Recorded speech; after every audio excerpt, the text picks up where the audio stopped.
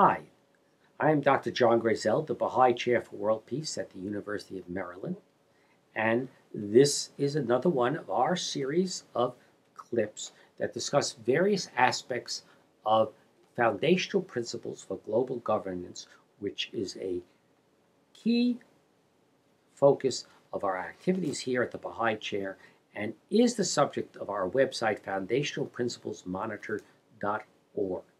Now, as we explained at the website and in other clips, what foundational principles are key to understanding what's happening and where we want to go and actually getting there in terms of many problems, but certainly the problems of global governance, which is how we're going to steer the world, not necessarily how one person's going to run the world.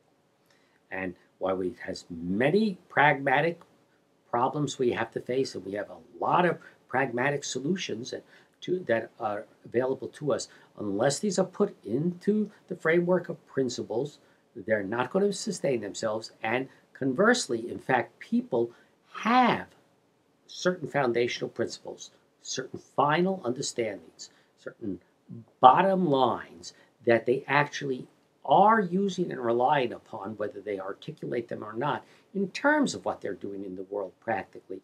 And unless we understand them, and unless we understand how, in an increasing interdependent world, they are affecting and sometimes clashing with each other, we won't understand what's going on, and we won't be very good in correcting problems and putting in place permanent as well as positive solutions.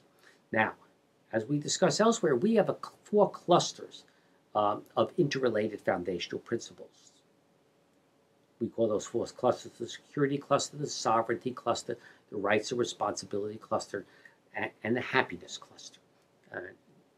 But those clusters are there because the foundational principles within them are very, very interrelated.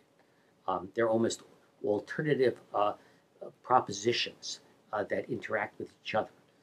But now I want to give you an example of one of those sub-foundational principles.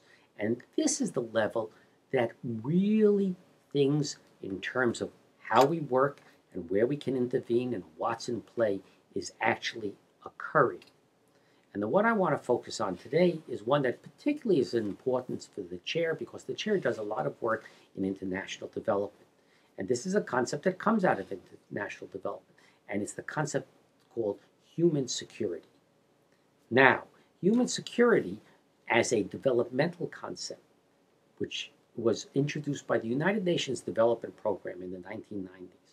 And this is an idea that everybody sort of accepts the idea of national security. The state has a right to be secure. But what about the people within the state? Don't they have a right to be secure in their lives? And what does it mean to be secure in their lives?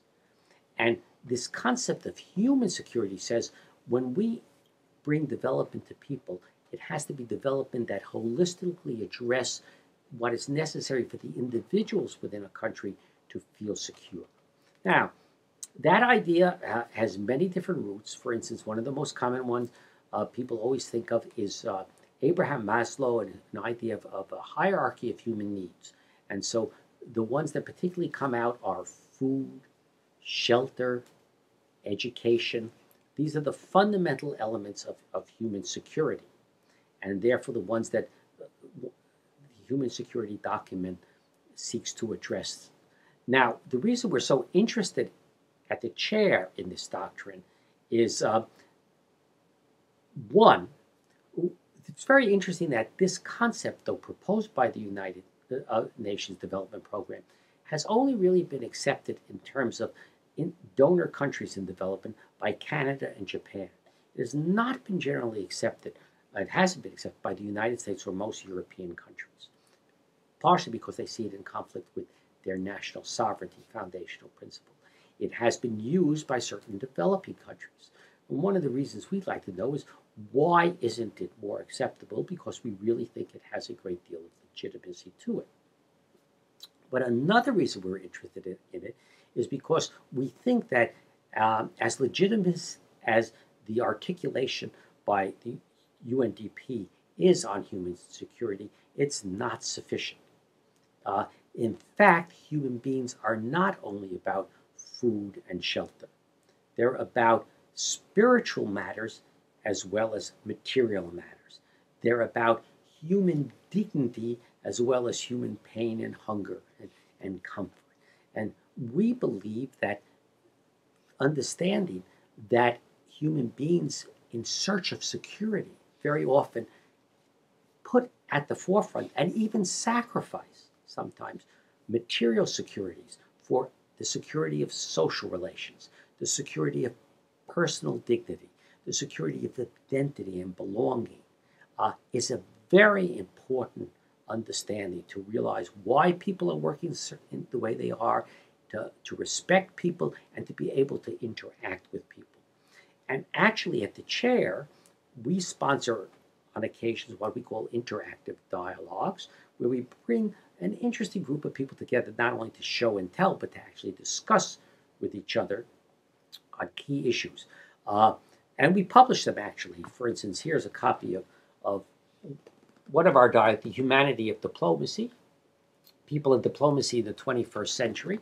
It's available. Go on Amazon.com. And it actually discusses how people, individual people, have in the past and can in the future play much more of a role in international diplomacy.